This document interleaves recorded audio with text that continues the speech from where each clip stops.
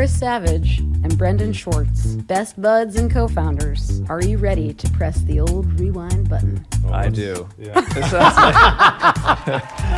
Wow. Do we hug you? How do we hear? Yes. This is going to have to all be bleeped, I think.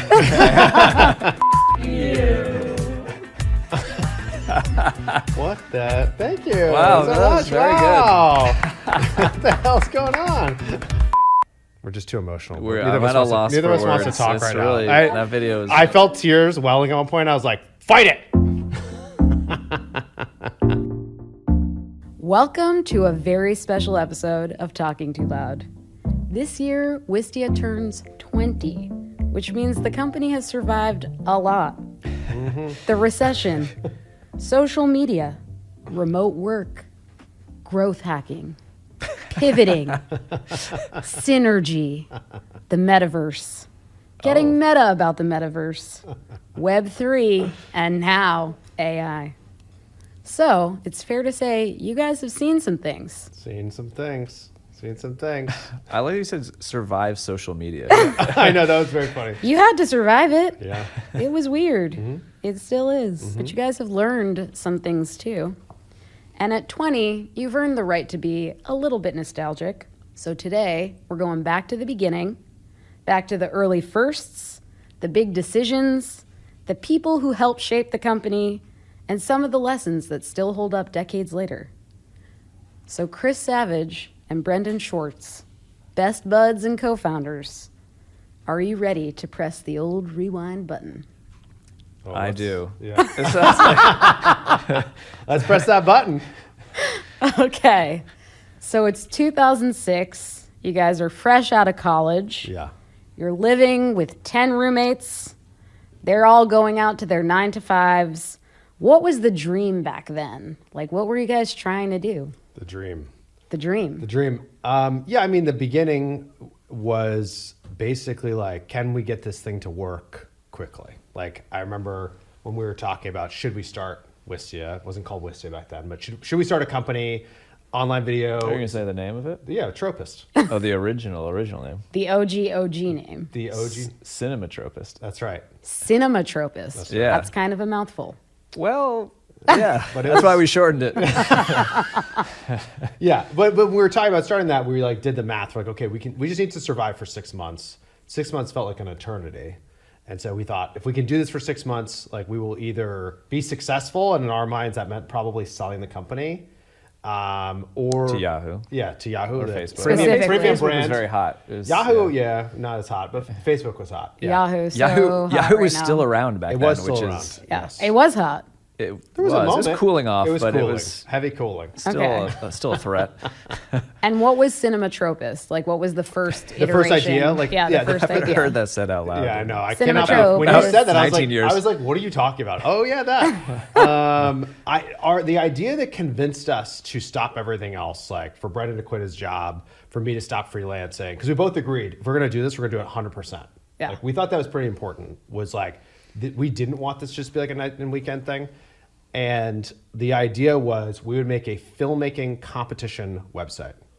And so what that meant is that brands would be like, hey, we want an ad for a national ad, a Super Bowl ad, something. And they would have filmmakers compete to make ads for that brand. So it would be cheaper for the brand to get the ad created. For the filmmakers, it would be a huge opportunity because if they had their ad picked, that would probably be better than winning like a festival. Is kind of like was our math on this thing. But this idea did not last for long. No, it didn't. Well, we learned a lot of lessons pretty quickly, I would say. We were both really into product, still very into product, but we spent the first, month that we were in existence, or even before we like officially started making these really detailed product plans. Yeah. We were like, okay, how is the voting going to work? Like, we can't have like let anyone game or abuse the voting system. We had this like huge PDF of all this stuff we were going to build.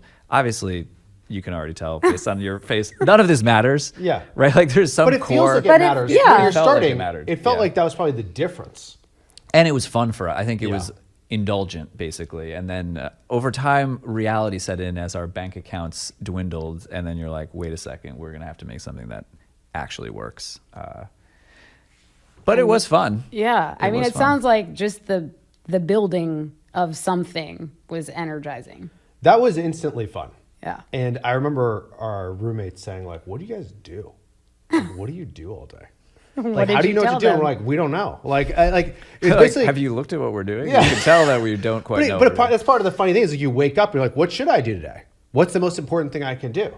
And so sometimes that was like using other products or reading the news about things that were happening related to what we're doing. Sometimes that was designing stuff. Sometimes eventually it took us like, it actually in retrospect, it was kind of fast. It was fast. I remember also though we had all these like funny ideas that I think in retrospect they did help us a lot. Before we had all these crazy plans for Cinematropist, and we're like, well, this is a big build. Before we get into this, we need to warm up with some like mini projects basically to like how we're going to work together and all this stuff. And we had some early successes, mostly doing stunty stuff basically. But stuff that we found interesting. The first thing we built, I think, was called Fame Thrower. Fame thrower. Yeah, like a Yeah, you haven't flamethrower. heard but that. for I fame. got that. Yeah, I there got you it. got that. That was inspired by the $1 Million Homepage, which was a Do you know guy. what that I think is? he was in No. England, maybe. It was one page called $1millionhomepage.com, and he had 1 million pixels. It's like this giant image, and you could buy a pixel for $1, and then have it link to something, or you could buy a 10 by 10 that's going to cost you $100. And it was basically such an absurd idea, and he did well with the PR and the marketing that he did end up selling all of the pixels, and he made $1 million. And we're like, this is cool. So, And I remember thinking, like, why not us? Like, why can't we do this? And Fame Thrower was like, all right, we're going to one up the $1 Million homepage. And we're going to have this website where you can upload an image and you pay, but whoever pays the most, their image will be the most, and it'll automatically resize. So you might pay once, but then you would have to, someone else spends more, and then you can go back and add It more would to your thing shrink- to make it would bigger, shrink shrink all yours, the all others. the So other it's ones would get constantly, does that make sense? Oh yeah, I get that. And you would be paying for fame. That's all it would take, would be like pay for fame. And eventually, you would have a lot of people using a very different product. But the idea that became Wistia really started with DVDs of medical surgeries. Please explain. I like that framing. Yeah. So this whole time we're trying all this stuff. Video is at the heart of Tropist. Video, we're like going to meetups, talking to people about video. And one of our friends who happens to also live in the house works at a medical device company. And he's like, hey guys, like we send DVDs of surgeries around the world. And this is how we try to figure out how to improve our medical device and improve our surgeries. Like, I think you might be able to help us like a lot with the video stuff that you're doing. Because he saw, we would use the people and how we're like, could you test our stuff? Could you try this? We're like always, so he had seen Tropist, which is a portfolio website But for it had- filmmakers. It had all this video stuff. Yeah, you could easily add upload a to it. video and it would work, and it would encode and it would play back well and all those things. And that was actually rare for that moment. And in our long list of like features that we wanted to build, we thought we would make eventually features for filmmakers to share in progress work, and that would be part of Tropist. And Ezra saw this and was like, "Hey guys, like we need that thing, but we don't need the filmmaking stuff." And I think Our like response was, no, man, we're for artists. Exactly. That's right. We're not going That's what I to was sell gonna say, out. yeah. We're not selling out to businesses. yeah, that was until we really started running out of money. Then we're like, we got to talk. We got got to to sell guys. out. Yeah. I think we need someone else to weigh in on this particular chapter of your lives. So I'm gonna welcome in a very special guest, That's right. former roommate, Ezra Fishman. Wow. Do we hug you? How do we hear? There he is. Hey, buddy. What a You guys were reunion! desperate for money? That was Oh. what happened? Do you want to come here? I don't know how this stuff works. Lenny goes with you. Good boy. Lenny's fine back there until you come in here. Hi, Did bud. you make these grilled cheeses or you were given them? No, I made them for you because it's your favorite midnight snack. Perfect. Delicious. I eat cheddar cheese now. Congratulations. Oh, all right. Yeah, it's a We're big- all over That's coming a big- dairy. That's what we do on this podcast at Wistia. Although I feel like when we were living together, then you would occasionally eat. I knew you were lactose intolerant, but occasionally you'd eat a pizza and you're like, well, I'll just suffer through it. But yeah, so you were just desperate for money, which is the reason that I was there listening the whole time. Well, we're desperate to survive. Yeah. Desperate to survive. Interesting. I didn't realize that. Yeah, no one actually thought that they were really starting a business. They like went away for the summer to go brainstorm and ideate. Brainstorm in quotation marks for those and come listening. up with some brilliant ideas. And yeah, no, we were sure that they were not doing anything but hanging out at the beach. And then they came back with a bunch of terrible ideas. And then one brilliant idea That you came up with. that I came up with. Yeah, that was what made it so brilliant. We were literally mailing DVDs across the world. It wasn't even in the country. It was across the world, and this was the process. It was like, oh, we gotta get someone to review this surgery. You better go send it to South America. Rely on the old postal Were you the service. one who was literally mailing them, or you had somebody? I think I did mail several of these, and then we were sitting at home talking, and Brendan said, I think there's probably a better way to do this. We're working on online video. I bet we could do this for you. And that was the beginning.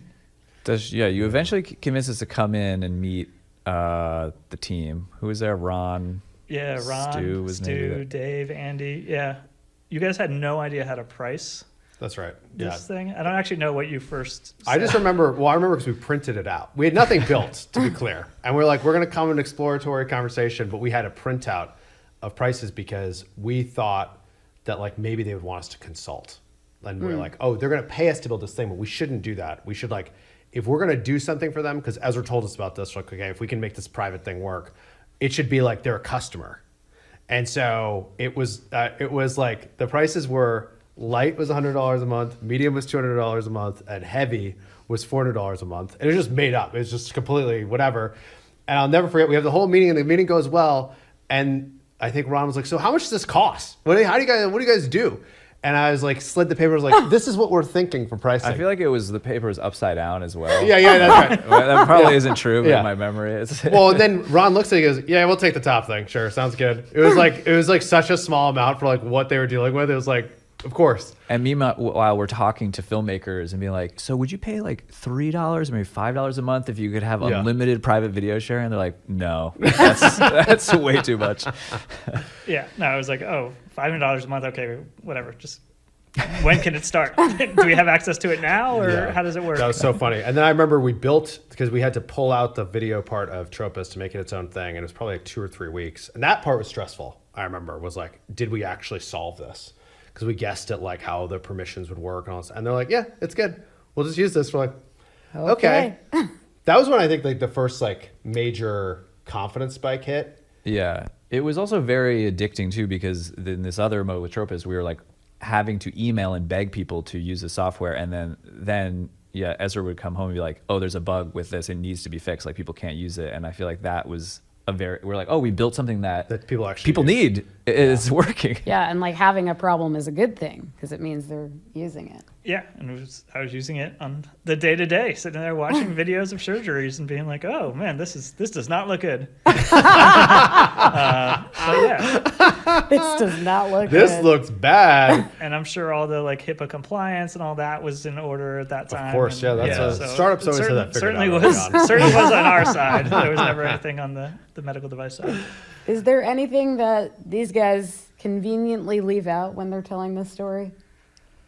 Oh boy. Yeah, the biggest thing is I don't think the rest of us thought there was something going to come out of this. The rest of us were very skeptical. Yeah. In the house, and if you had said 20 years later it's going to still be a business that's going strong, you would not have taken many betters on that side of the bet. It's pretty incredible. We have to. Oh, go. I don't think we could have believed that either. Yeah. Like, I mean, I think you like feign the confidence, and you're searching for this thing, and you want, and like because you feel like you need to fake it till you make it is like definitely what we thought was happening. But like deep inside, like, did we think it was going to be a thing that would go for 20 years and longer? No. And well, it's also funny because it reminds me of, so right after that deal, and Ezra's using the product and we're like on this high, we got a connection to PBS and from like the filmmaking stuff I did. And we're like, hey, you guys can use this to like share stuff internally or whatever. And like, I don't even know how this happened so quickly, but it happened. We got there. And you better believe I printed out that pricing. But because there was no pushback the first time, we increased the prices. Like It was a like lot. 10x. Yeah, it was so PBS much. loves And then to I see like that. put the paper down and like This is how little we knew about Yeah. business. We're like, PBS is like a huge Yeah. for-profit They have enterprise. all the Yeah, yeah. money in the world. we slid that paper over, and they're like, "Oh no, hell no, we can't do this." And we're like, "Oh no, that's just like special. That's like a special thing. Like We didn't need it. We have a different thing." And they're like, "No, I mean, it's utterly clear we're not the right customer for this. Like, we cannot use this. No way." Right after they had just looked at it, they just I was like, "Oh no, this is so bad." And so it was like that moment was like devastating. It was like, okay, maybe you don't just get to just always make up the prices and like see where it goes. So. It's a good moment. It's Yeah. a good learning moment. I feel like we have to take a bite of this grilled cheese, each of us, and toast to Is this it made era. with cheddar? Is it safe, Ezra? Is it safe? Well, probably. Okay, Only let's one do way to it. find out. Let's do it. Let's toast to this era. Chris? We're like tapping these? Yeah. you must tap it. Yeah. Tap Oh, it. cheers. Tap the toast. Cheers to 2006. So we got some of the real tea from Ezra. When did you guys realize that this video sharing problem was like more than just a single customer problem? I think we even, in my memory, even before we went in to talk to the company Ezra was working at, because of Chris's background in film and talking to the filmmakers, we're like, oh, there's this, a review and approval process. We were good at definitely imagining success for ourselves, I'd say. So we're like, Still pretty good at oh, this was, like there's like lots of reasons we could get into this like private video sharing thing. It was unsubstantiated, and I think that's when we saw that company take to it. And then we did have some early successes with other video production companies. We were like, oh, here it goes. And probably the earliest one where we like really felt like we were onto something was one of the people who ended up joining Wistia as our first official salesperson. He sold a deal to Nestle Nutrition before he had even started to do sales compliance training. And we didn't even know Like what sales that compliance was. training was. Yeah. And we're like, Yeah. oh, look at this. Like, this market is endless. And they also, Compliance. and he didn't work at Wistia and was able to do it. And it was like, they paid up front for the whole year. And I think it was like $10,000 a year. So it was like a bigger, all of So that these. was a huge amount of When money that for us, happened, yeah. I remember thinking this might actually Be be big. Like it was this idea was like starting to brew in our minds that was like there's so many different companies and different industries. Like that was what was very surprising, because I think at first it was not hard to finish imagine. that statement. There's so many different companies and Yeah, there were industries. so many different companies and industries that could use Wistia in this form that was a big surprise. And before that, it wasn't that hard to imagine that filmmakers might want to use it for reviews and approvals, but we knew that the price might not be a fit. And so it was like a surprise when you have Nestle, and then there was a training company that used us. And then really early was like Cirque du Soleil became a customer. Yes. And they clicked on a Google ad. And that month, I remember spending like $50 on ads, which was a lot to us. And one of the people who clicked and signed up and got on the phone was like Cirque du Soleil. And that was like this exciting moment, and also like kind of terrifying, because we definitely knew that we didn't know what we were doing. The stakes suddenly get a bit higher. Yes. Just as this is happening, you have sort of the beginnings of a product. You have some real traction with some real customers. Then, who's that? Tom Hanks enters the chat. That wasn't clear at all, was it? No, I was like, Toy Story 5 just came out. We're trying to do we have a cross promo deal for this episode? You know it. Why was HBO calling? We started talking to HBO because they had what they described to us as the Tom Hanks problem, which was Tom Hanks is a producer on a bunch of shows that are shot in LA, and the dailies, like the stuff that they shoot raw, daily that is not yet edited, were sent to him, but he spent a lot of time in Ireland, And so the way they would do that is they would print to DVD. It would go to a courier. The courier would go to the airport. Someone would hold that DVD. They would fly to Ireland, and then someone in Ireland would bring it to Tom Hanks. To Snail his mail. castle. We were told he lives in a castle there. Yes. Tom Hanks is living in a castle. That's what in we're told. Ireland. I don't know that Yeah. that's... We've never you know, been. I've never been. Yeah. Castle in quotes. Yeah, castle. His Castle. castle. That's what he refers to Yeah. his homes as. His castles. But this is another one of those situations where we got introduced to HBO through somebody who saw what we were doing and was like really excited about it. And we set them up with an account. They're like account like number 5 or 6 in the system. And we kind of cannot believe this is happening. HBO is actually, we give them the account, they actually use it, and they're uploading dailies of The Sopranos and stuff no one's ever yeah. seen. That I feel like that was really surreal because insane. we were talking to we had these surgeries, we had sales compliance training. We're like, whatever, this is the board, and then that we were like, oh, this is the we're like real both deal. obsessed with that stuff, and it was that felt really weird to be in like our office, which is my bedroom on the top of this house, and we're like clicking through and like watching these behind the scenes Sopranos things that they are uploading. We're like, that was very mind blowing. Like it's like almost like we can't believe this is happening. Yeah. And you guys eventually went out to LA. Yeah, basically, To so pitch them. So there's like a intermediary that's like helping the deal happen. So we didn't have the direct connection to HBO, and it was even hard to believe what the intermediary was saying because it was like a talent agent who was, oh, I know this guy and that guy, and everyone's gonna love this. They're gonna love this Hollywood. stuff. Hollywood Yeah, talent agent. very Hollywood talent That's agent. how we Like, got they're gonna connected. we're gonna love this stuff you guys are. They're gonna love it. We're like, okay, all right. And then when they start uploading the footage, we're like, oh, this is actually them. And then the talent agent told us like, hey, there's gonna be a meeting tomorrow or 2 days to discuss with the head of production at HBO whether or not they are going to use Wistia. And they told us, we're just going to handle this. And We'll do the demo. yeah. You boys, stay put in the old Cambridge office. But we had enough foresight to realize like we had to be there. We had no written relationship with the talent, nothing. Like, and the numbers that were being thrown around were very large. It was like the total deal size that the talent agent like helped us come up with was like $750,000 a year for them to use this. Like this wasn't just like like this would be life changing if this happens. So having a meeting without us, we couldn't accept that. So we flew ourselves out there. Well, we also, just to back up slightly, Yeah. we only had, this is the fall of the year that we started. We had barely any money. It was like we were running on our savings and we were down to, like a few $1,000s, and tickets to LA, kind of expensive. So we're looking at the bank account and looking at these ticket prices, and Chris called, like we didn't know where it was going to be. And so Chris called the talent agent's assistant, whose name we can still remember. We'll say his name, Josh. Josh, good old Josh. Josh! Chris was like, I hear him on the other side. He's like, hey, Josh, like we didn't get where's like the hotel everybody's saying? I just like, that didn't come through, the email hasn't come through yet or something like that. And he's like, oh, it's like whatever in Manhattan Beach. It's like this like super fancy boutique hotel, fancier than any hotel we've ever stayed at, and more expensive than any hotel we've ever stayed at. Important. And we're like, all right, we'll book these tickets. But we shared a room, of course, at this hotel because we Gotta save where you can. couldn't afford That's right. to.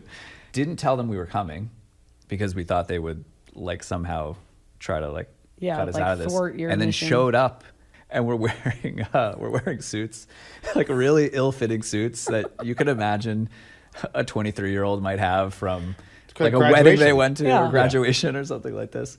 And they were like very shocked that we were there. Very shocked that we were there, and also that we were dressed like this because this is LA and we don't know. Oh, they're what all goes in on like there. hip like t-shirts and stuff, and then like we're just like two kids in suits. huge suits. And they're like laughing about it. three-button- Like, is that from your graduation? Is that what it was from? What are you guys doing like this? But once we were there, they're like, oh, okay, I guess you're coming to the meeting.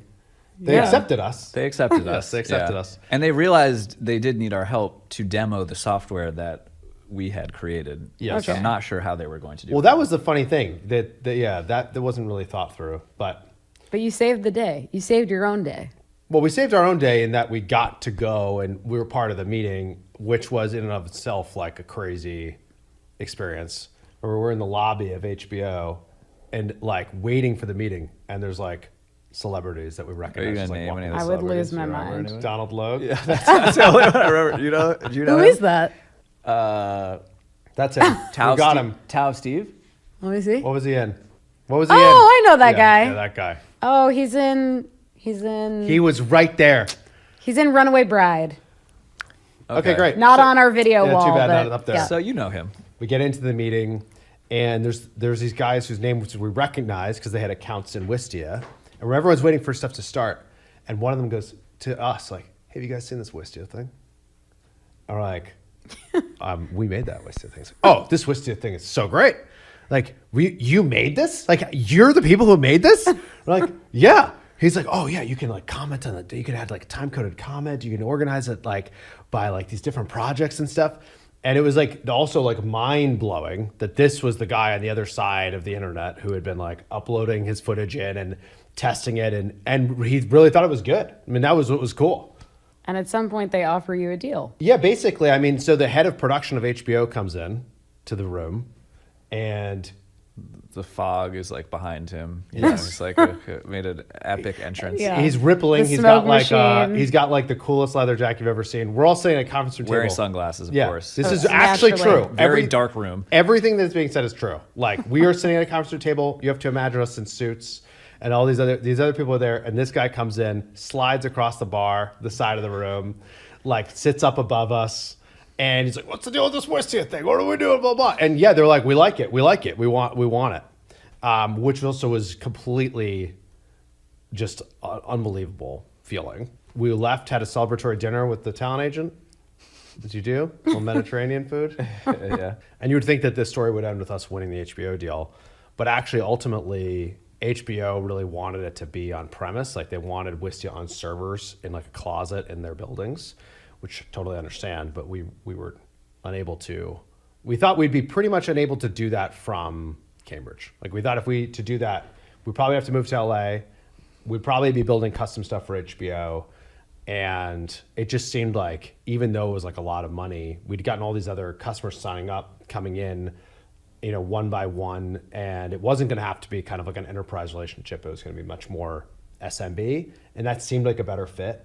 Yeah, I feel like that was some of the early, maybe misplaced confidence or dreaming big, that we were like, this whole market, if we did HBO and we got all the other major studios, maybe we could make $5 million or something. But when we looked at the rest, like the full set of the opportunity, to be clear, we were making about $1,000 a month at this point. Yeah. We're like, well, we can't really do that. We couldn't make that work, or that would be really limiting to like what we thought the future of Wistia was, which feels very funny to say from when you're 23-year-old.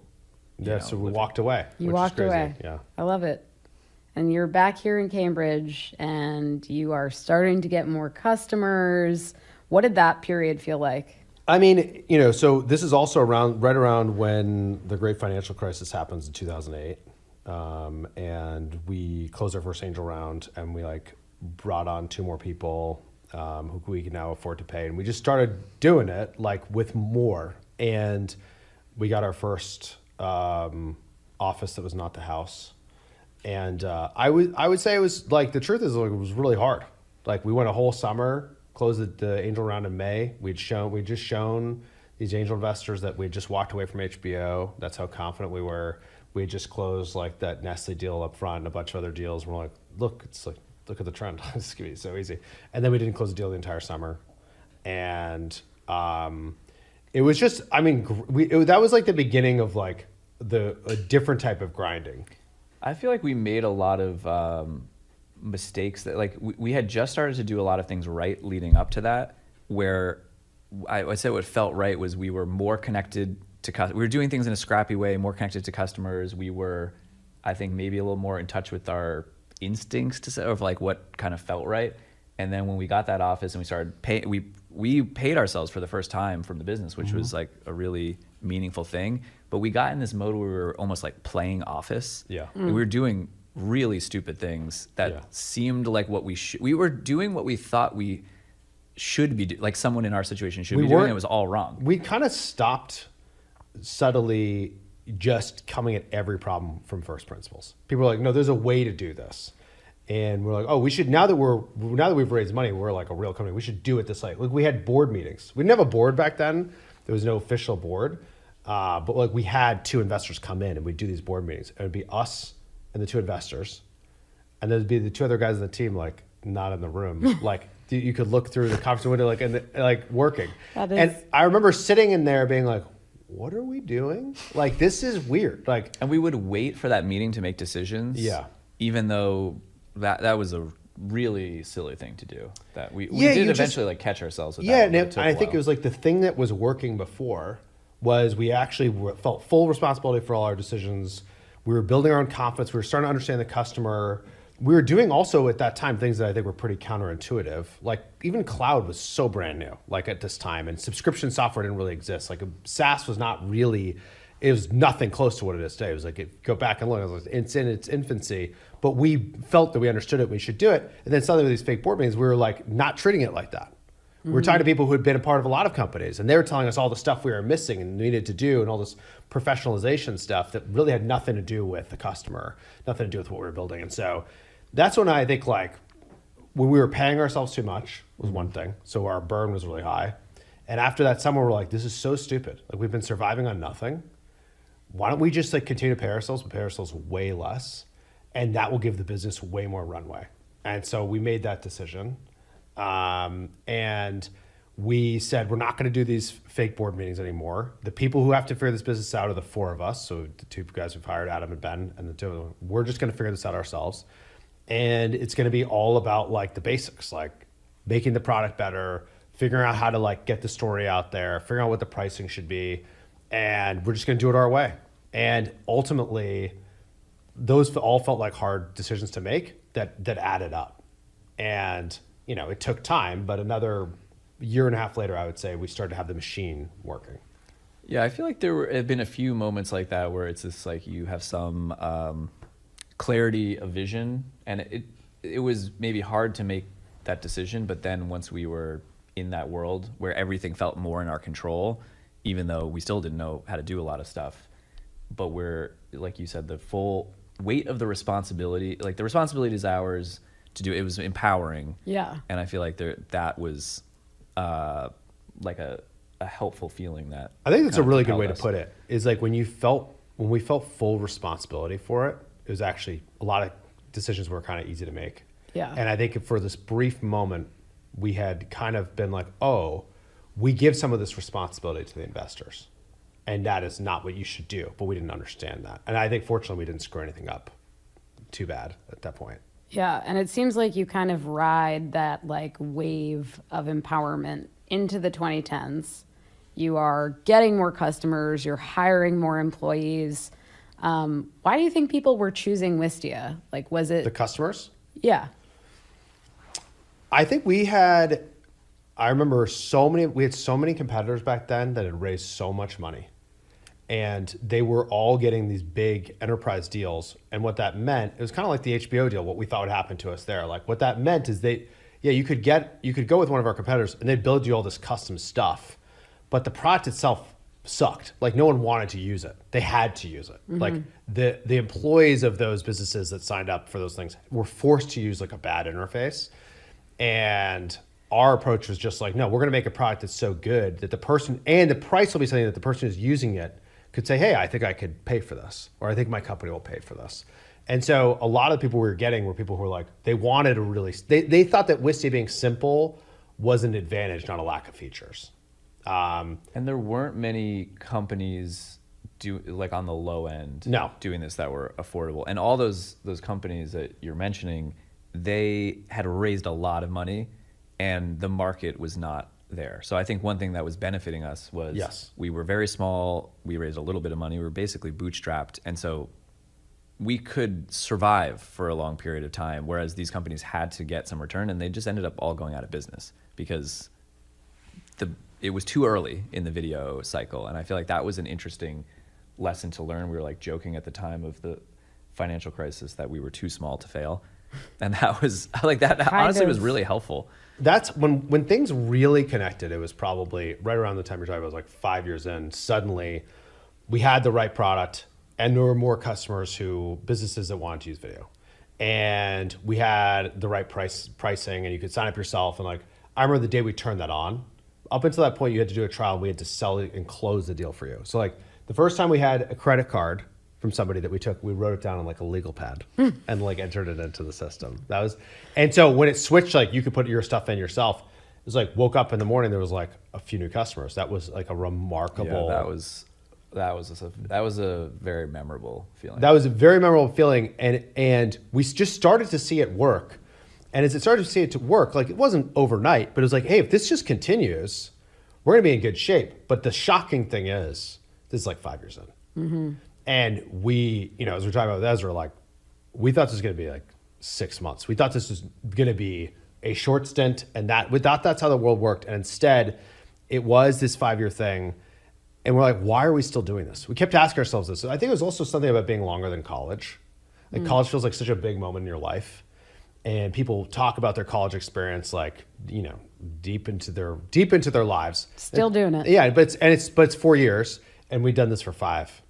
And like, that was a very shocking thing. It like marked time differently. Yeah, and I think that also was like, how we do the work matters. Like the culture matters. Yeah. And it has to be actually fun. And that, I think, was also, it was right around then that was starting to show up in the brand. And it started to show up in the brand less as a strategy of like, hey, let's have a strong brand, and more as like screw it. Like, it would be nice if our parents and friends like thought we were doing was kind of cool. It would be fun if they saw who was working here, and it was like, it was fun to us. And that was kind of the reason that it started. And then it just worked better than we thought it would. Well, speaking of fun, speaking of brand, we should probably bring out one of the people who helped build it. Please welcome Wistia's head of production, Chris Levine. Oh, there he is. I got coffee for you guys. Oh, that's thank you so nice. much. Yeah, who wants a half calf? I think there's a. There's a half calf. There's a full calf. I know Savage wants that full calf. I sure do. Full calf. Good to see you. Good to see you. Would you like some grilled Handshake. cheese? Hey, how you doing? Happy to be here. Yeah. Oh man. Welcome. Will he just avoid this? All human food? Lenny? Yeah. Oh no, that's getting eaten. That is definitely getting eaten. By Go this for old it, man. Lenny. Yeah, Lenny is kind of tracking with my time at Wistia. Yeah. You guys realize that? Yeah. Yeah, No, you got him like around the same time that you started. Well, yeah, that 2011 is when he's 15 years old. All right, CRL.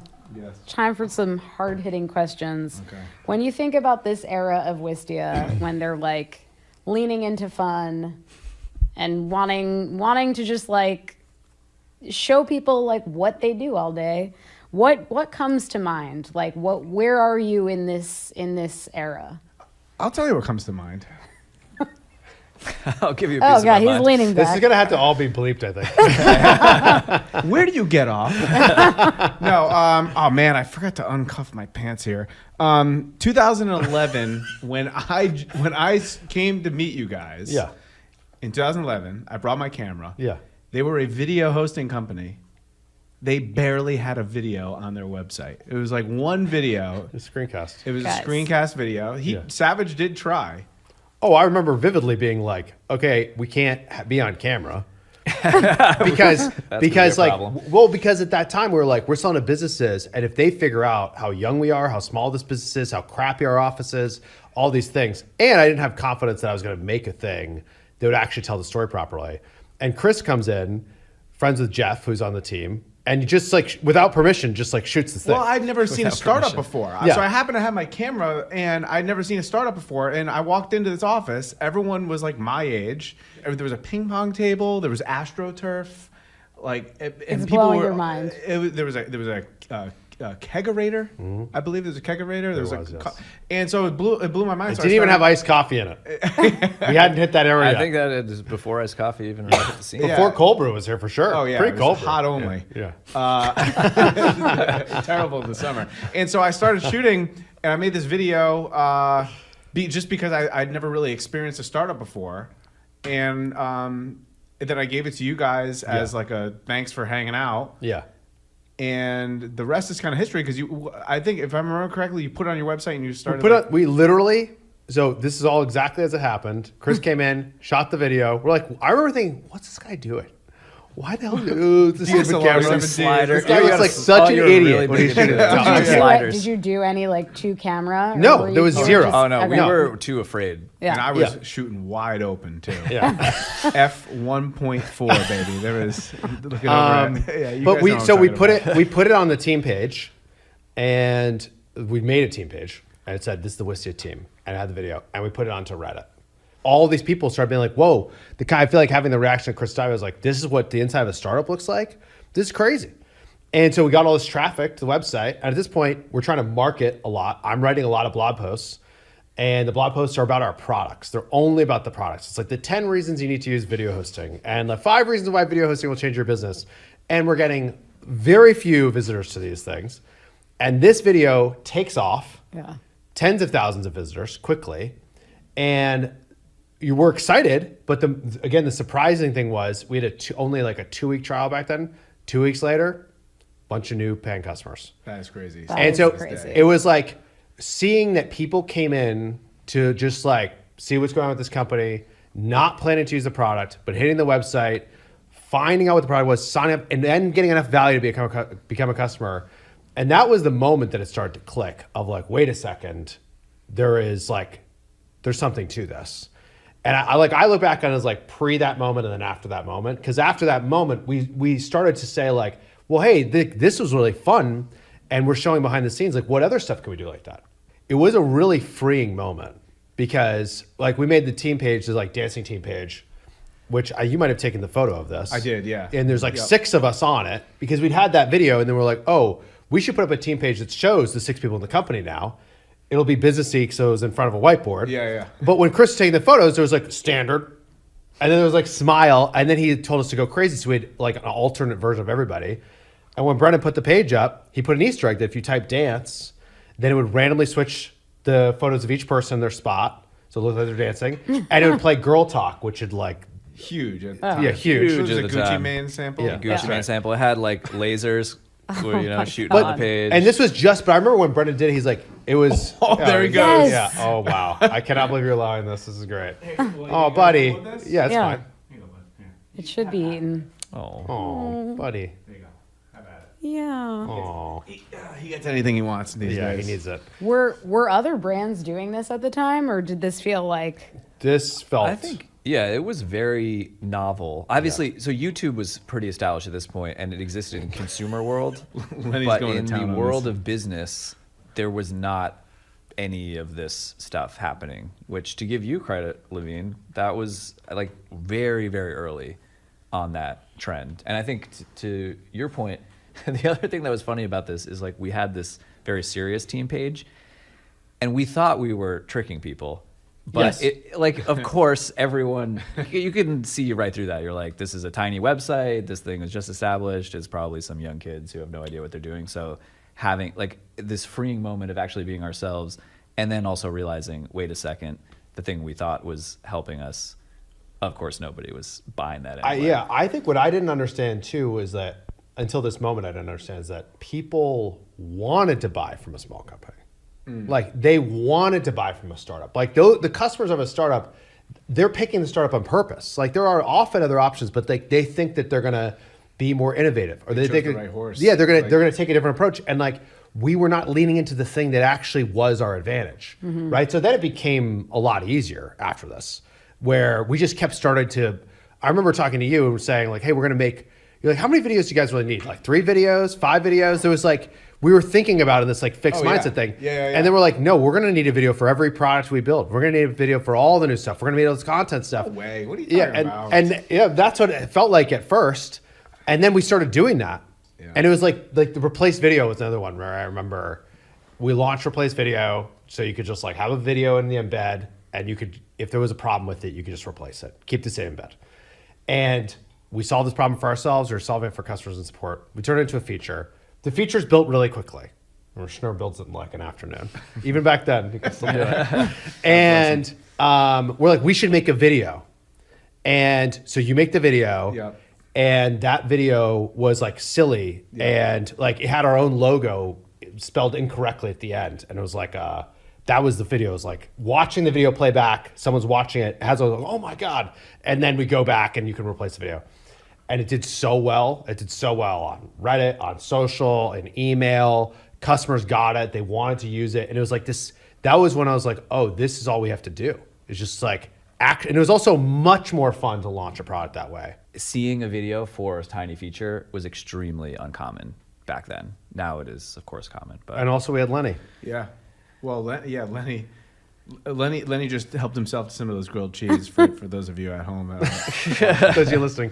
And Lenny was the star of many a video. Yes, Exactly. Yeah, Lenny, our dog, our unofficial mascot, just happened kind of by accident. He was a puppy. I had to take him up to the office because nobody could let him out to pee.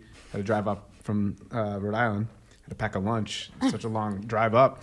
But then I remember like I didn't want to bother anybody because I was still kind of new and I needed somebody to stand in for a video and everyone seemed very busy and I didn't want to bother everyone, so I was like, oh, I'll just throw Lenny in this thing, and I put him in one of the first videos, and then people. he's beloved. Yeah, he seemed to like it. Like we were legitimately having fun. Yes. It's very hard to fake Yeah. that. And I think that's also, it's fun to watch. Yeah. That's what we talked about the culture. Remember we said we're putting so much of our culture on camera that like we won't be able to fake it. Yeah. And so that will be the other thing that forces us to invest in culture.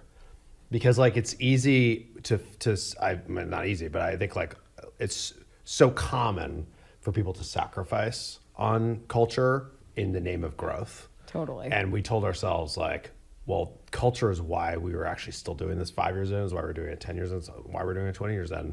And like we have to actually prioritize that. And if you are actually transparent with what it's like to work there, if the culture gets shitty, it will be obvious. Cyril, I wanted to show some videos, but I realize we're running really low on time. What do you think? One? You're asking me to share one video over One 20 video from, I know. Oh man. You have a all hard right. stop? I don't have a hard stop. You have a hard stop? You have a hard I have stop. a hard stop. Oh, you're trying to throw it on me? All right, let's see what we got here. Let's see what we got. Okay, let's go ahead and... All right, so this is 2012. Okay. We launched the free plan. And up until this point, we had been making some pretty fun videos, but they were all kind of in-camera gags, straight reads, Camera gags. in-camera effects, I should say. You know, practical Effects, gags, yeah. practical effects. But then this marked a pretty serious moment when Dan started working with us, and then the ace in the hole, or the ace up our sleeve. Yeah, that one. Ace up our sleeve was music. And so let's just watch a little bit of this free rap. We are super excited to announce the Wistia Free Plan. This is Brendan rapping right now for all of you not watching it. So some of us are having a little bit of trouble containing their excitement around this one. So before Brendan goes off again, the free plan comes with 3 videos, 15 gigs of bandwidth, all the tools you've come to love like smooth playback, super embeds, and statistics.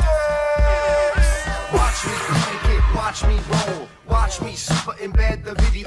Check your stats, doesn't cost no dough, so let that cash in your money stack grow. Finally, we don't have to keep this a secret anymore. Here's to Wistia for all. Wistia is free. One more Brendan rap Make it here. rain, so insane, got dollar bills on my brain. So sign up for Wistia. Love that Lickety one. Split. The best part about it is it don't cost. Bleeping. Bleeping is funny. It's free. You're saving money, don't it feel so good, y'all? Classic laugh ending too. That was great, yeah. BTS. That is amazing. How does this make you feel, Brendan? Are you proud of this, or are you I am cringing? No, I'm proud of it. That's It's a some of my highlight. finest work. The hitting Max Cole over the head with the picture of himself is my favorite. a nice part of Well, it. I mean, I have more videos, but I mean, we don't have time to We show don't them. have time. Cyril, everybody. Thank you. Thank you, Sarah. Thank you. Thanks so much. Thanks so much. Congratulations. Thank you. Amazing. Okay, you found your brand voice. Just recapping, you found your brand voice. The product is evolving. The company is expanding. There's a lot of growth. But then there's this pressure to keep growing. So how did that change things inside Wistia? How did that eventually lead to the buyback? Yeah, basically we had been doing our own thing. We had been, I think, following our instincts, excited about that for a while, and we had a lot of success. Like the company grew a lot. We were quite profitable. And then we hit this moment where we're like, as we're sharing that with others, we're talking to other entrepreneurs, we're going to events, we're talking to investors, just to like hear what people think about the business. And basically everybody's telling us like, you guys are screwing this up. Like you could be growing much faster if you weren't profitable. You should be investing more in growth. You should be greenlighting more things. You should be taking more risk. And at first we didn't listen to that. We just did our own thing. But at some point, like, first time doing this, some imposter syndrome gets in there and you're like, maybe we should be growing way more. Maybe we are screwing this up. And so we started trying to grow a lot harder, and we basically made bolder plans, hired more people, created more projects. And in the short term, it very much, I think, like from the outside looked like it was working. So we're like launching new programs left and right, new features left and right. Got those billboards on the highway. We got billboards, we did all these things and hoping it's going to add up, but it wasn't really moving the needle. Like it wasn't impacting the business the way you would expect it to. And so at some point, as that's happening and the business is running negative now as opposed to being profitable, we're not growing as fast, it just starts to weigh on you. And, we're deep into this at this point. We're 9 years into the company and both very, very busy in our day-to-days. We're not really talking about what the company feels like. We're just kind of doing it. Mm-hmm. And at that exact moment, we had 3 different companies approach us about acquiring Wistia. And in software and SaaS, like there's always people poking around. They want to buy things and leverage them up and do some other thing with them. There's private equity. And we'd always just never even had those conversations. But this time, because it was 3 companies at once, we decided we're going to talk to them and see this through a little bit and see what's there. And I think that was a big moment.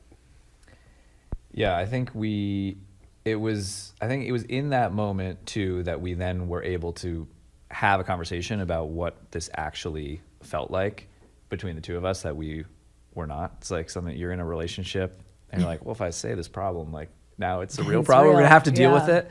And that was a forcing function, I think, to deal with some things that were happening in the business that we didn't really like. They kind of, it almost felt like they happened to us. And I feel like this was this other moment that when we like got to the core of it, it kind of was a really similar feeling to the moment we described earlier about where we were like ceding some control or like responsibility to like, there was nobody else really there. That's why it felt kind of like silly to admit that to ourselves. We're like, oh, these problems are our own. We can fix them.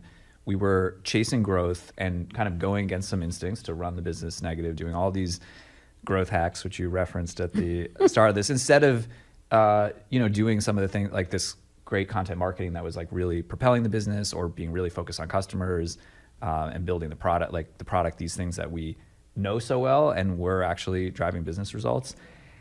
And then I feel like the crux of it when we were looking at this, which would have been like any one of these offers would be this, like a life-changing amount of money for us. We were like, well, okay, so say we do this, what does the future look like for the two of us? Well, we have a really special partnership. We love working together. Obviously, we're gonna start another business.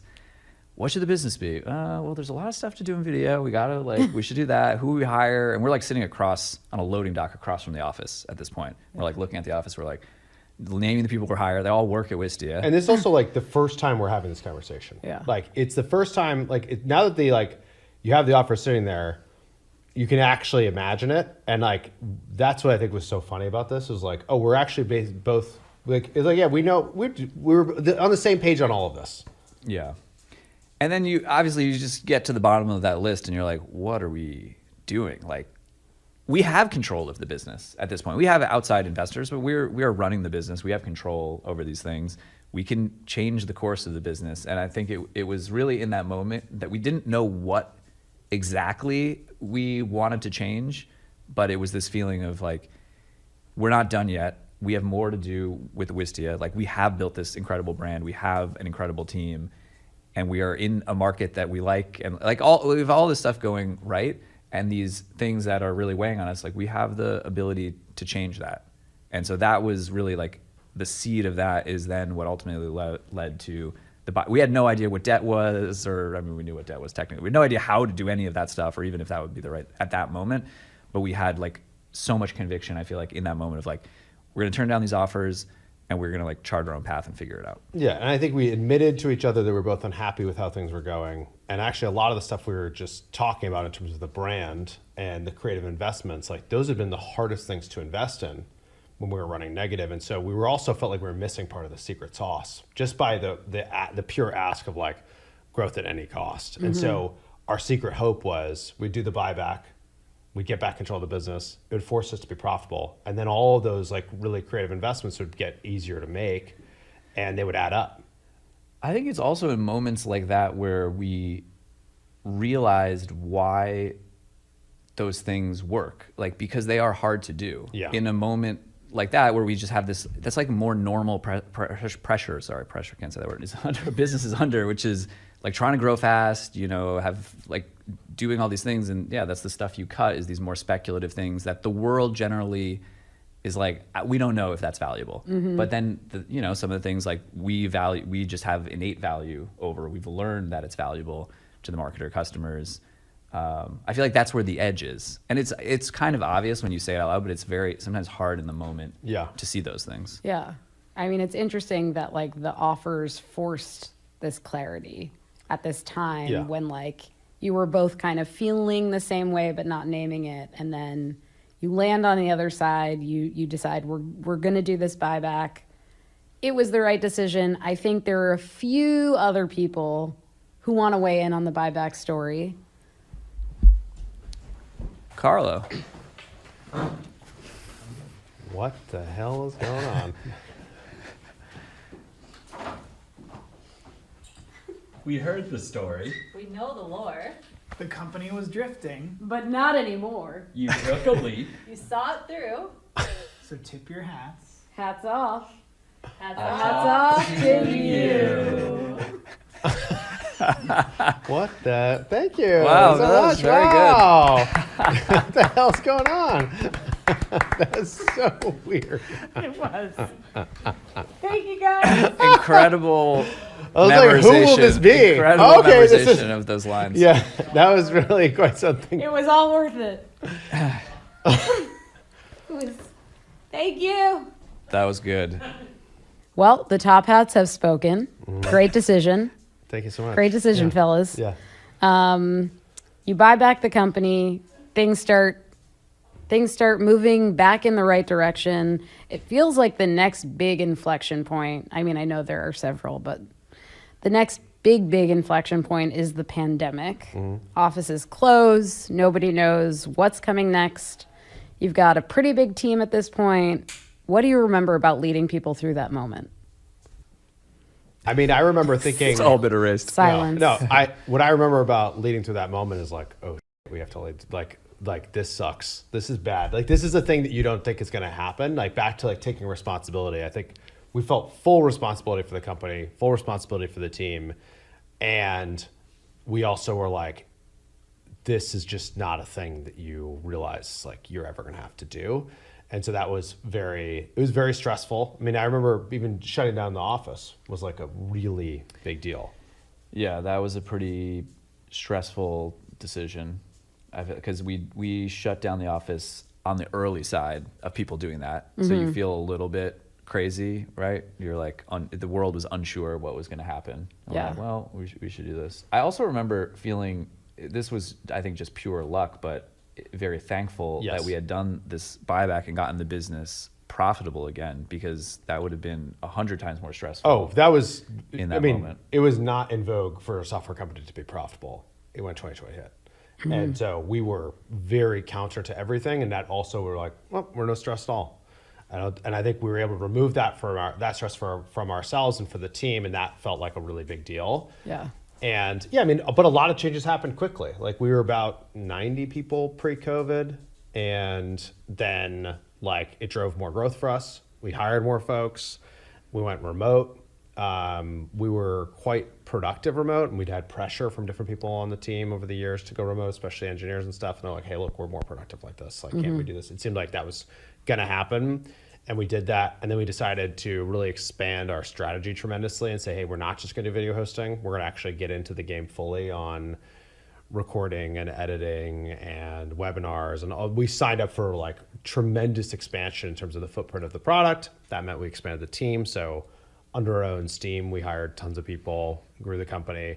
It was just a lot. It was a lot of change at once. I think also like we really came together. We did, we introduced programs for customers who were going through hard times and free Wistia for educational programs that were struggling in that moment. And we just did, I felt like that was the cool part, was like, we were able to just make a lot of decisions based on our values and purely what we thought made sense long-term. And I felt very fortunate, as Brendan's saying, that we had done the buyback, because like it was not, I didn't feel like we had to compromise on any of those things. Did it feel like, what I remember from the pandemic is just being on video all the time. Like first just to like stay connected with friends and family, and then Teams, I'm like in work meetings, just like on Google Meet and Zoom. And did it feel like the world had finally caught up to this bet that you'd been making all along, that like video was table stakes, that it would be the way that businesses operated? What was interesting was we realized that people don't have to use new stuff. Like lots of industries, like they're fine. And yeah, maybe they could grow slightly more if they embrace all this new tech stuff, but they don't have to. And that was the moment of like, well, like fear of technology, fear of change, fear of new things forced everyone through this knothole. And we got on the other side. It's like, yeah, you can do a Zoom meeting and you can be anywhere when you do it. And your kid's walking in, like I always think about that guy who was on CNN or whatever, and his like kid walking in. That was pre-COVID. And that was like, went viral because that was so rare that could happen. That is not a rare thing. Doesn't feel weird at all. Like our whole culture shifted, right? It does not feel weird to see somebody calling into something from their car. Right. Maybe it is weird, but like it's not jarring in the way that it was before. And that is a big change. And so it did feel like people had caught up. More it just like felt like people were forced to be educated about this all at once. And then everybody, I think, had to, the long tail of people who work in a business, or knowledge workers is a weird thing to say, or like, or you're on video all the time and just have a level of comfort with it that it wasn't the case before the pandemic, I think. The world was heading in that direction, but at Chris's point, there was no forcing function. That was a forcing function for a large portion of the world. Yeah, and you mentioned that like as sort of a reaction to everyone leveling up in that way, like the platform, Wistia really became a platform. So can you just talk about that a little bit? Like what it went from, you guys went from being sort of known for video hosting to then being something more robust. Yeah, I think there's like a thread through all of this too. We didn't really touch on it when we were, when we had built the first version of Wistia for Ezra's company. We always were a little bit afraid of competing with things like way outside of our league, right? We're like two people in a bedroom. We're not going to compete with YouTube, right? That was huge at the time. And I think we were pretty happy in our like large but still little niche of video hosting for a long time. And that moment was video had just become so much more popular and important for the world. And when we went out, it basically caused us to go out to the market and try to get a fresh perspective on what our customers actually wanted. And then what came back was they expect live video in the platform, they expect a video edit, like all these things that we had talked about over the years, but we're like, I don't know, that's like going to be a lot more competition. It's going to be hard to build all these products. We're a small team. And I think in that moment, we were like, this is the reality of the world. And then we got excited about that concept, but it was still a big, like we basically, like Chris said, we doubled the team in the span of 18 months to build all these new products. And it was hard because we had a really great product. Like our video hosting product is now, 15 years old, and it is the clear leader in the market for that. And it was kind of humbling to be like, okay, we're going to enter some of these new product categories for the first time. And I think like probably underestimated like how much work some of that would be, if I'm being honest, looking back. They're great now. Well, what's funny is as you're talking about that, I'm thinking at the beginning of like, this will take 6 months, we'll get this done. And it's we had that again, yeah. Yeah, well, that's also like, I feel like that's been like a superpower. It's like we figured this out. And that, hard stuff takes a long time. So how you do the work matters like that's still true. And sometimes just like getting close to that customer and figuring out the rough edges and sanding them off and like making it better and easier and better and easier, like it ultimately does add up. But it's actually hard to do that because most people succumb to the short-term pressures. And that is where like, yeah, there's lots of stuff you can do that's going to boost your revenue in the short term that's going to hurt in the long term. And so I think it was like, that felt like something that we could do from the way that the company was funded and our approach and our culture and the brand and all of these things. And because it's cool now, like all those things that we started investing in like 2021, they rolled out slowly and they got better and better. And most of them are like pretty world-class at this point, which is sick, but it takes time and you have to really be willing to be patient to do it. Well, it feels like now is also one of those times where you're having to like meet the moment, and the moment is AI. So what's exciting you the most about like what you're building for customers? Yeah, so it is funny that the biggest change is happening now. And 20 years in. Yeah. 20 years in. And I would say like the two of us have a pretty good time. And I think it's just really funny. It's like, yeah, it's disruptive and it's big and the amount of change is like really hard to imagine, but like it feels a lot like the beginning. And there is no roadmap. No one can tell you what to do. There's no best practice. You just have to figure it out. And you have to work with first principles and you got to use your culture and like you got to go after the problems that you think you can solve really well. And I think that has been like really invigorating and really fun. Yeah, I think we do our best work in that. It's like you've landed in a new city, you have no map, and you're like, ooh, like, where can we go? We could like, you just don't, that exploration and process is extremely fun. And I feel like that is what's happening now. And the other piece, like more connected to our customers, is there are things that are now possible with AI that we've wished we could do almost since the beginning of like had Chris Levine, we've talked and helped so many people make better video, but we've had to do it through content.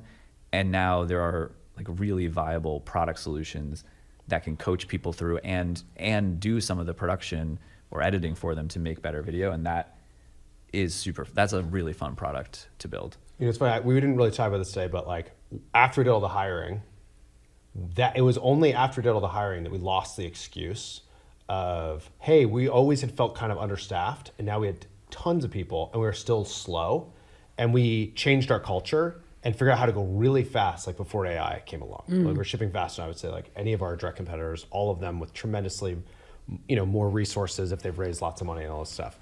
And now like the same thing is happening with AI, which is like requiring like a cultural shift, and you don't exactly know where you're going to end up. But like, I think we're learning things at like a similar scale. That's like, we're finding like internally at Wistia, it's like night and day. It's wild how much has changed. Yeah. In terms of our speed, the quality that we have of expectations, like the different things we can do with the brand, the different products that we can go after and attack. And I think that part is just like, if you're excited about building something new, like this might be the best time that we've ever done this in 20 years, which is wild to think. You can feel like the energy that's just like bubbling up all the time at Wistia. And even amidst all these changes, I'm sure there's stuff that has been just so consistent from the jump since day one. So if the 2006 versions of you walked into Wistia today, like what would still feel really familiar? When we do that hug, you mean, with that? You say looking sharp. Looking sharp. I feel like the same kind of energy now because there are just so many open possibilities, and it is, I think, really hard to predict the future right now in a way that it felt really similar and fun when we started. We just really, like, we were on this 6-month timeline, like Chris said. So we just didn't know, like, past it. We're like, this is just like silly to predict past that. And if that feels similar, so I feel like, I don't know, if we're talking to our old, like that feeling of excitement and adventure that kind of got us into this in the first place, we have come full circle to that again. Yeah, I think I would probably tell myself from back then, like, actually make decisions based on that. Because like most of that feeling, because I think that like the bigger mistakes we've made have been when we let ourselves be like, no, it kind of can't feel like that anymore. we have to do this normal thing, and then we get like a normal result. And sometimes those were really small decisions, and sometimes those were bigger things that like took us off course. And I think those are the hardest ones. Those are the hardest things to do, I think, is like, follow your instinct in a moment when you can't even fully explain why. You just know it doesn't feel right. It's like you don't see yourself wanting to continue to do this like aspect of the work anymore or whatever. It's like, it might not be the right work. And even if everybody's telling you that it is, and the research study tells you that it is, and like the people who paid you to help with pricing tell you that it is, and all this other stuff, it's like, you have to still let yourself do that, which you have no option but to do that at the beginning. Yeah, and I think the other piece would be, I don't know how to say this eloquently, but like it is entirely your responsibility.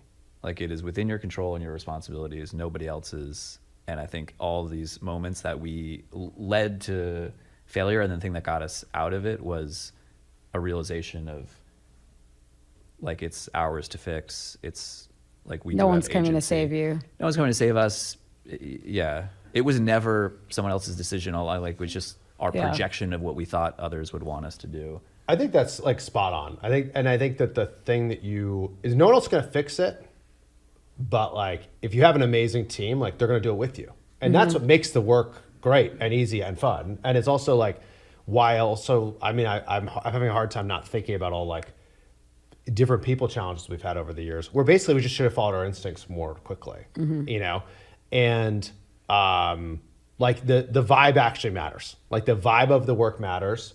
It mattered at the beginning, mattered 10 years in. It really matters now. And like I think the biggest difference is that I think we'd probably be shocked by is that Wistia is remote.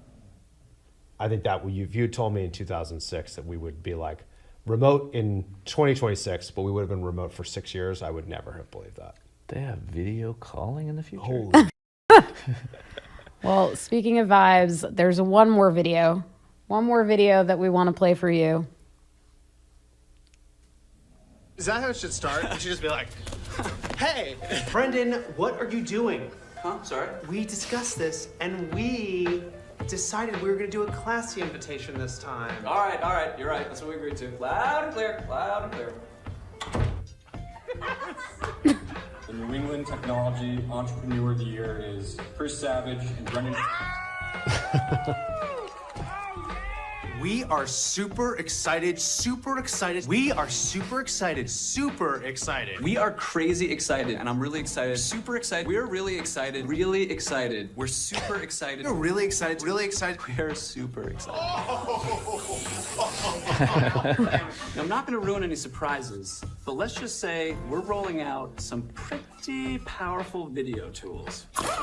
Hey there, it's Chris and Brendan from Wistia, and we are super excited right now. All right, 20 years of Wistia.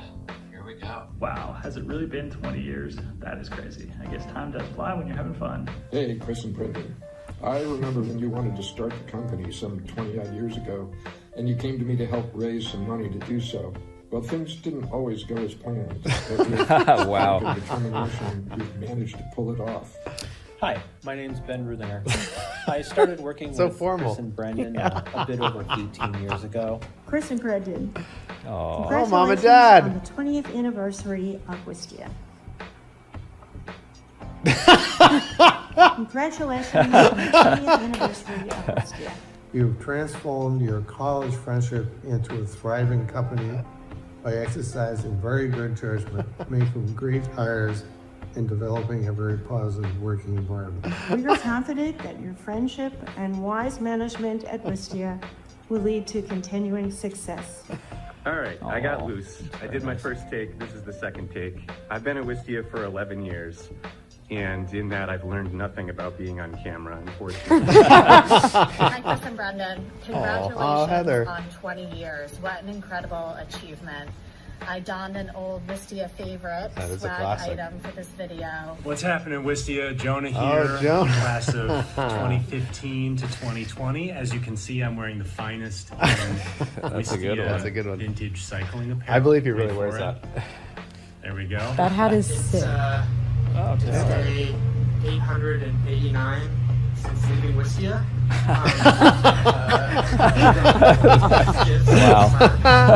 That's good. Congratulations, Brendan and Chris, on 20 years of success. From a scrappy beginning, you've built Wistia into a successful, respected business. Nice framing on this. Nice framing. Growing all these years. Best wishes for the years to come. We love you. My best Chris Savage impression, it'd probably be like, "Hey guys, we are super excited to announce. We are super excited to announce. So I'm listening to this new podcast. I'm super excited about it. It's all about modules. Modules. We got a new navigation. Modules. New navigation. Best Brendan impression. Oh my god. Here we go. Let's say straight face.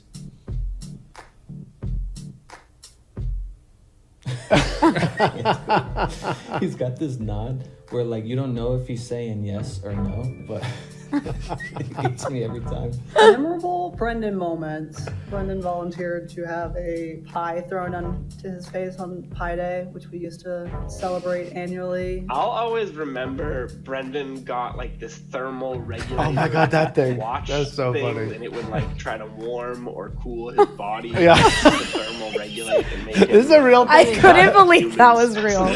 Brendan was Just cool the body down.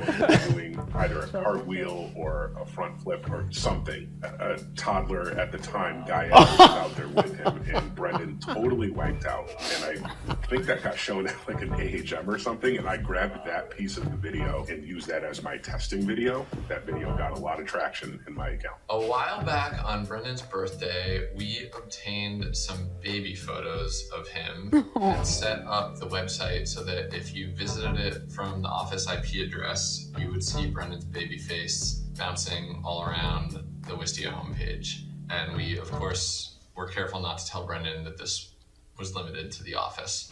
Hey, Chris and Brendan. Dan Mills here, Wistia's VP of Marketing. Just wanted to say a quick congratulations on hitting 20 years. And thank you for everything you guys have done. And thanks for hiring that guy, Chris Levine. He's pretty awesome. Hey, Chris and Brendan. Kevin here, and I'm super excited to congratulate you on 20 years of building Wistia. You've built a business and a company culture that sits at the top of its class, not only in Boston, but everywhere. Hey, Chris and Brendan, congratulations on 20 years. Hey, Chris and Brendan. I remember when I was a little 22-year-old who started working at Wistia 8 years ago, and you were both so approachable, and it was so nice to start at a new company and have these two co-founders who were just like so nice and easy to talk to, and that still totally rings true today. Chris and Brendan, it was truly an honor to work alongside you guys. Chris and Brendan, 20 years. That's wild. That's like older than me. That's a long time to be doing That's this like with older best than me, friends. Molly. You guys have made a huge impact on how I Oh my approach God. work, how I approach collaboration. So just want to thank you for that. And again, wish you a happy 20. What's up, Chris and Brendan? I got a call from Uncle Jerome earlier today, and he wanted me to convey congratulations to you guys on building a great business. I think we should be so proud of what we have built here, and it is really, really cool to show up sincerely for such a long time to build something that you can be genuinely proud of. And I am. Congratulations on Wistia turning 20 years old, Chris and Brendan. What a time it has been. A really deep gratitude and appreciation for how much y'all care, obviously, about the business, but also the team and each of us as individuals. I have certainly felt that care and investment throughout my time. And so just truly want to say thank you for that. I just want to say thank you for all that you've done for me, for everyone who's been at Wistia. What an incredible journey it's been. Congratulations. Wistia is a company and it's also a product, but I think most importantly, it's a community of people. People come here, stick around for a pretty long time, and really care deeply about building something that's really good for users. Wistia enjoys a reputation of being a very people-forward company, and I think it shines through in a lot of different ways about how much the people here mean to you, how much Wistia means to you, and just kind of showing the industry that you can do things another way. And I'm just very appreciative that I get to be a part of that. It's hard to keep any company alive for just a few years. It's really hard to do it for 20 years. And I think it's hard to do it with the kind of care and integrity that y'all have done it. There have been a lot of ups and downs over the past 20 years, and their constant optimism and positivity is amazing to watch. It's really inspiring in many ways. I think it's really a testament to the company that Brendan and Savage have built, that it is such a great place to work and it's supportive of their employees. You should be really proud of what you've built over the last 20 years. Wistia is a very special place to work. It's a human-first culture that cares about its people and its customers, and you've also made it really fun. And so congratulations on 20 years. Thank you for building such a fantastic company to work at. Congratulations, guys, for making it to 20. Congrats, Brendan and Chris. Miss you guys, and talk soon. Congratulations on growing a profitable and successful business. It's a place where people want to come to work and have some fun. Good job. Good morning. Good morning. We've talked the whole night through. Good morning. Good morning to you and you and you. It's going to be out of sight. Old logo. Wow. So, what a journey. how do you feel watching that? I got choked up a couple times. Yeah. It's a lot to take in. It's a lot. It was awesome. Well, I guess I just have one last question for you guys. This whole thing started with a couple of laptops and a dream. So 20 years in, what's the dream now? Yeah, I mean, I hope the next 20 can feel, if it can feel anything like the first 20, we'll be in good shape. Well said. We're just too emotional. I'm at a loss for words. Right now. You left the them speechless. I felt tears welling at one point. I was like, fight it. Be a man. Let them out. Let the tears out. Let them out. I know. Cry it out. Any last words, last thoughts? No, I mean, I feel it was very nice to see that video with a bunch of former Wistians who will always be Wistians at heart, because I think about that a lot. Like, we just did our company offsite and had almost everybody there, and there's like so many people who have helped us build this business, and we get a lot of the credit for it, but we could not have done it without everybody who's here now and everybody who worked with us over the whole period of the time. And so that made me feel like really awesome to see all those people and think about all the others who have played a role in building this company. So yeah, it's really humbling to see that. Like Chris said, this is the two of us didn't get very far on our own as we just went through the history of Wistia. And the most fun and joyful part of this past 20 years has been like the energy and excitement of working with a group of people who are so passionate and creative. Like, that's what really makes Wistia special. Yeah. Also hilarious to see both of our parents on camera in there. They did a great job. Every time. That's every a good time gag, Cyril. kills it. Well, this has been an absolute blast. Going all the way back to the beginning. No thanks, Tom Hanks. To today. Oh my God. Right now. It's amazing seeing what you guys have built. It's amazing seeing all the people who have built it with you, and congrats to 20. Here's to 20 more. Thank you, Sylvie. Thank you to you, Sylvie LeBeau. Yeah, don't forget to like and subscribe wherever you see the podcast. So you can always find us on LinkedIn. You can message us directly. Happy to engage and chat. And if you have ideas for topics or things you want us to cover, let us know. God. Thank you.